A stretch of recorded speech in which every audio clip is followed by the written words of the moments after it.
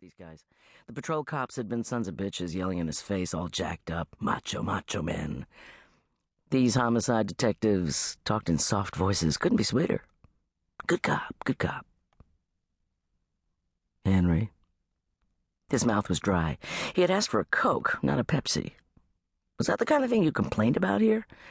He guessed not, but he couldn't drink Pepsi. He just couldn't. Wouldn't even use a Pepsi can to get high.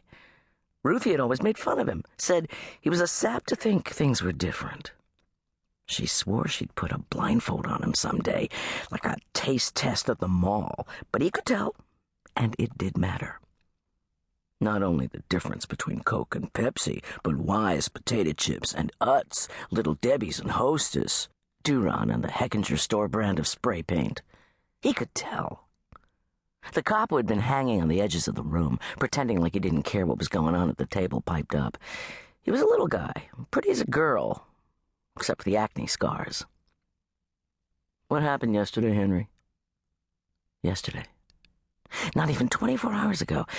It was morning now, he was pretty sure, although there were no windows to the outside here, no light. But he could feel the morning. In Locust Point, Ruthie would be getting up about now, putting on the coffee. Yesterday. Another song was starting in his head. He had gotten up at 7. Ruthie didn't let him sleep in. She said he had to keep regular hours, like he was working. Read the want ads, write down what he was going to accomplish that day. 1, 2, 3. Which made Ruthie sound like a hard ass, but she was pretty nice. Just yesterday, she had made him cinnamon toast for breakfast, using one of those old McCormick shakers, the yellow ones with the cinnamon and sugar mixed in the shape of a little bear, like they had when he was a kid, back when McCormick was still downtown, and the whole harbor smelled of cinnamon when the wind cut right.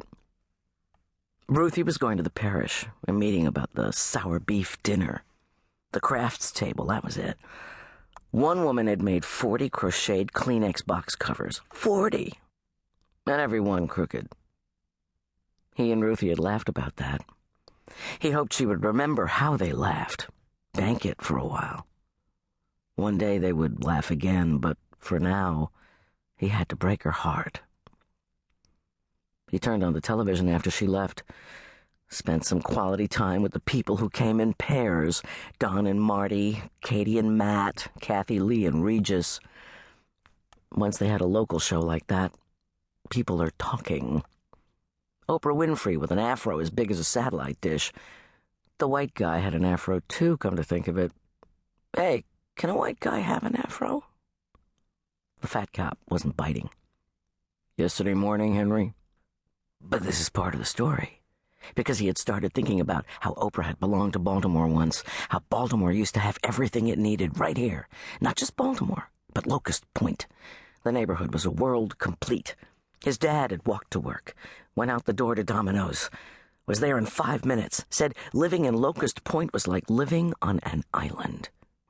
Water all around, he had said in his thick Balmer accent. Henry was 14 before he ever went north of Pratt Street. On his own, that is, not riding in the family car or on a bus for a school trip. Walter's Art Museum, those big vases, the shot tower. And they said he was killing his brain cells. But look at everything he could remember. The National Aquarium, 8th grade, he had grabbed Helen Zukowski's hat and thrown it in the harbor because she had the prettiest hair he had ever seen. Not much of a face, no chin, but white gold hair, streaming down her back, long and straight, when all the other girls were getting those tight perms. On the television they were singing a song. An old song. It sounded like an old song, but it had a line about cocaine in there. Funny, you don't think about cocaine being around in the olden days. Kathy Lee made a face, like she didn't like having to sing that one word, but she couldn't think of another one to put there. Although lots of things rhymed. Spain, rain, window pane, Great Dane, riding that train. Cocaine, now that was a drug. It really fucked you up. The stuff he did, it was legal. How bad could it be? Nothing legal ever killed you all at once, that was for sure. Sometimes the Beacon Light had stories about